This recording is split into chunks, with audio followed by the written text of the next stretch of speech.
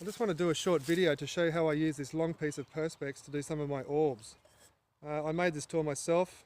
I put the perspex into a washing machine hose adapter and filled up the gaps there with black silicone to stop the light from leaking. I shove a torch in the end, turn the torch on, and it has strobe mode.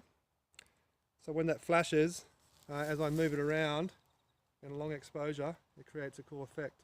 So this is what I do. Stand side onto the camera, keep my shoulder still as that's the pivot point. Just go up, down, up, down, up, down.